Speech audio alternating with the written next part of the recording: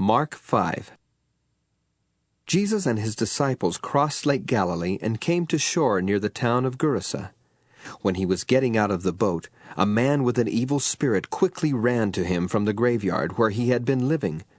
No one was able to tie the man up anymore, not even with a chain. He had often been put in chains and leg irons, but he broke the chains and smashed the leg irons. No one could control him. Night and day he was in the graveyard or on the hills, yelling and cutting himself with stones. When the man saw Jesus in the distance, he ran up to him and kneeled down. He shouted, "Jesus, Son of God in heaven, what do you want with me? Promise me in God's name that you won't torture me." The man said this because Jesus had already told the evil spirit to come out of him. Jesus asked him, "What is your name?"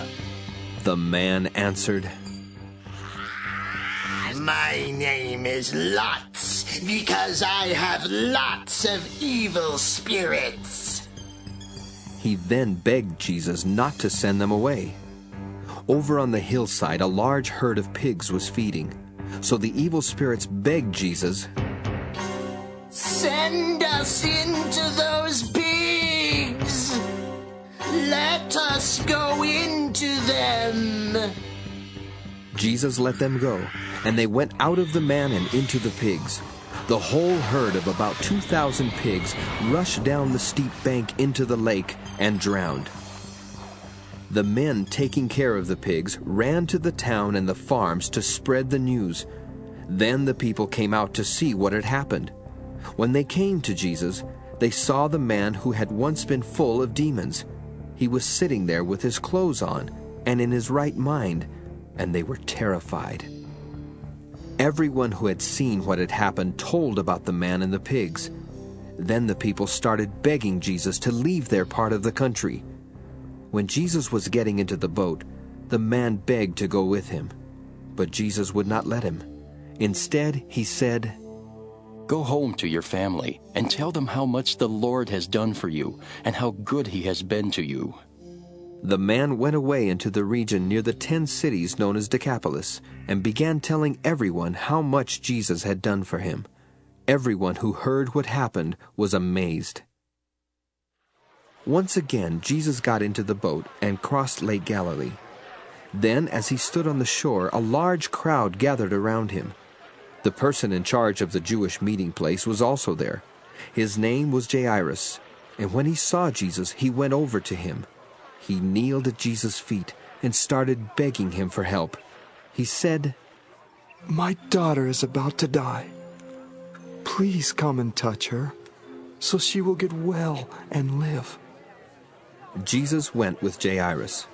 Many people followed along and kept crowding around. In the crowd was a woman who had been bleeding for 12 years. She had gone to many doctors, and they had not done anything except cause her a lot of pain. She had paid them all the money she had, but instead of getting better, she only got worse. The woman had heard about Jesus, so she came up behind him in the crowd and barely touched his clothes. She had said to herself, "If I can just touch his clothes, I will get well." As soon as she touched them, her bleeding stopped, and she knew she was well. At that moment, Jesus felt power go out from him. He turned to the crowd and asked, "Who touched my clothes?" His disciples said to him, "Look at all these people crowding around you. How can you ask who touched you?" But Jesus turned to see who had touched him. The woman knew what had happened to her. She came shaking with fear and kneeled down in front of Jesus. Then she told him the whole story. Jesus said to the woman, "You are now well because of your faith. May God give you peace. You are healed, and you will no longer be in pain." While Jesus was still speaking, some men came from Jairus' home and said, "Your daughter has died. Why bother the teacher anymore?" Jesus heard what they said, and he said to Jairus, "Don't worry. Just have faith." Jesus did not let anyone go with him except Peter and the two brothers, James and John. They went home with Jairus and saw the people crying and making a lot of noise. Then Jesus went inside and said to them, "Why are you crying and carrying on like this? The child is not dead. She is just asleep." But the people laughed at him.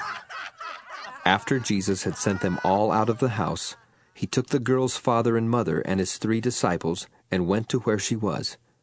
He took the 12-year-old girl by the hand and said, Talitha cum, which means, "Little girl, get up." The girl got right up and started walking around. Everyone was greatly surprised, but Jesus ordered them not to tell anyone what had happened. Then he said, "Give her something to eat."